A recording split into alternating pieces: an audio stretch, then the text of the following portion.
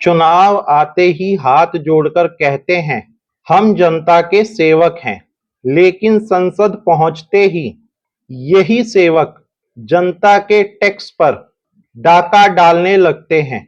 किसी normal employ की productivity below average या जीरो हो तो उसकी तनख्वाह काट ली जाती है, लेकिन भारत की संसद में दिन रात हंगामा करके देश की जनता का 170 करोड़ रुपए पानी में बहाने वाले इन नेताओं से हिसाब कौन मांगेगा। मीडिया रिपोर्ट्स के अकॉर्डिंग 2026 के मॉनसून सत्र में लोकसभा में 90 घंटों में से कुल 15 घंटे 36 मिनट ही काम हो पाया। संसद चलाने में कुल 2.5 लाख रुपए प्रति मिनट के हिसाब से खर्च आता है। विपक्ष के ड्रामे में हम भारतीयों का 170 करोड़ रुपया स्वाहा हो गया। सीधा सवाल, क्या यह 170 करोड़ रुपए माननीय सांसद और नेता प्रतिपक्ष राहुल गांधी, उनके सहयोगी समाजवादी पार्टी के नेता अखिलेश यादव और विपक्ष के सभी सांसद इस वित्तीय नुकसान को अपनी निजी संपत्ति से भरपाई करेंगे? अकाउंटेबिलिटी तो यहां पर भी होनी चाहिए। आपको नीट परीक्षा पर सरकार का जवाब चाहिए था। आपको 20 जुलाई की घटना पर जंतर मंतर के आसपास के धरने पर जो हुड़दंगियों ने संसद को हाईजैक करने की कोशिश के दौरान जो लाठीचार्ज हुआ था, उस पर आपको राम मंदिर चंदा चोरी पर आपको गृह मंत्री का जवाब चाहिए था। इन सभी मुद्दों पर आप आसानी से संसद में चर्चा कर सकते थे, पर आपने क्या चुना? संसद के बाहर नारेबाजी, संसद के अंदर शोर शराबा और हुड़दंग। क्या इसीलिए हम नागरिक आप सांसदों को चुनकर संसद में भेजते हैं? क्या इन माननीय सांसदों को अगर भारत सरकार को घेरना था तो संसद के अंदर उनसे सवाल पूछते, और जब भारत सरकार इन सवालों के जवाब नहीं दे पाती तो पूरे भारत के साथ साथ पूरी दुनिया देखती और भारत सरकार की कमियां संसद में चर्चा के माध्यम से सभी के सामने आती। परंतु आपने क्या चुना? संसद के अंदर और बाहर सिर्फ और सिर्फ हंगामा, जिस कारण से किसी भी मुद्दे पर सरकार को जवाब नहीं देना पड़ा। आपने भारत सरकार को आसानी से बचने का मौका दे दिया। नेता प्रतिपक्ष राहुल गांधी और सभी विपक्षी नेताओं ने 20 जुलाई की घटना पर गृह मंत्री अमित शाह जवाब दो के नारे लगाए और हंगामा किया, पर राहुल गांधी और अखिलेश यादव सहित सभी विपक्ष के नेता 10 अगस्त की रांची की घटना पर मौन क्यों हो जाते हैं?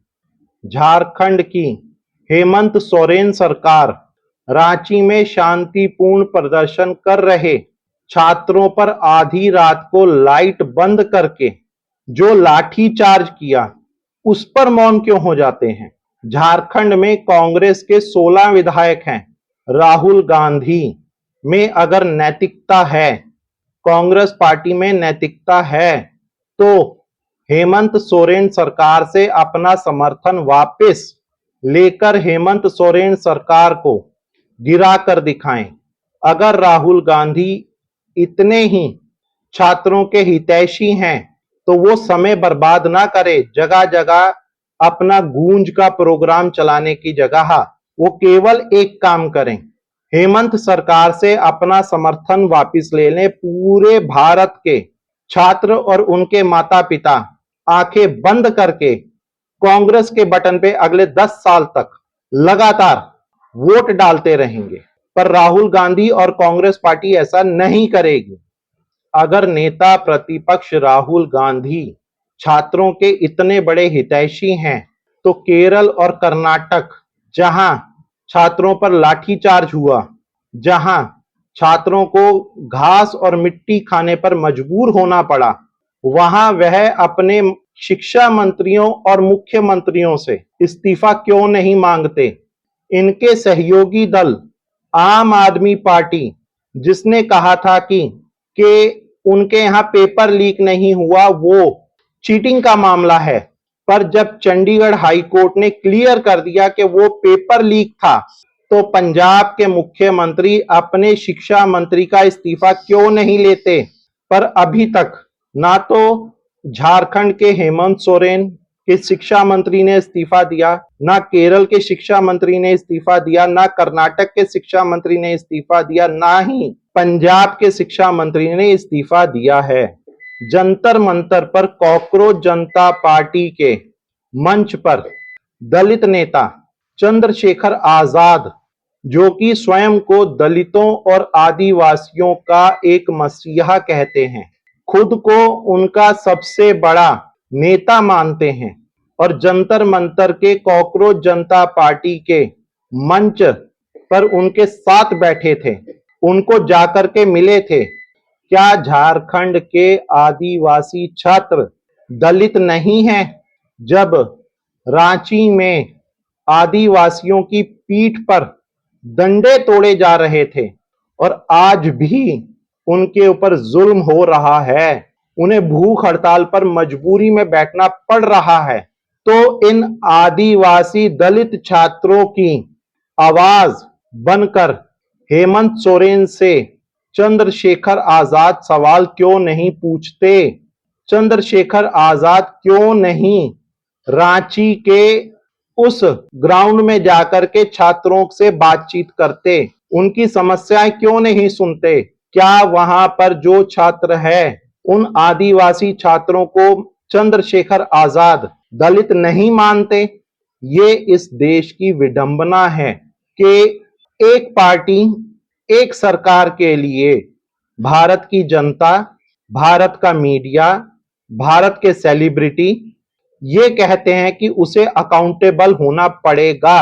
भारत एक लोकतांत्रिक देश है, परंतु दूसरी तरफ विपक्ष की सरकारों में हो रहे भ्रष्टाचार पर ना तो विपक्ष की पार्टियां स्वयं अकाउंटेबल हैं और ना ही भारत की जनता, भारत का मीडिया, भारत की सेलिब्रिटी और यहां तक कि भारत के सोशल मीडिया इन्फ्लुएंसर्स भी मौन हो जाते हैं।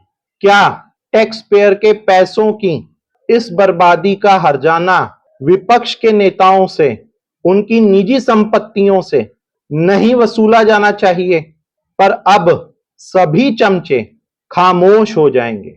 यहां तक कि एक पुराने बॉलीवुड स्टार जिनका तकिया का नाम था खामोश, यहां तक कि उनकी सगी बेटी वो भी अब झारखंड के स्टूडेंट प्रोटेस्ट के नाम पर खामोश हो चुकी है। दोस्तों, अपनी राय कमेंट बॉक्स में जरूर लिखें।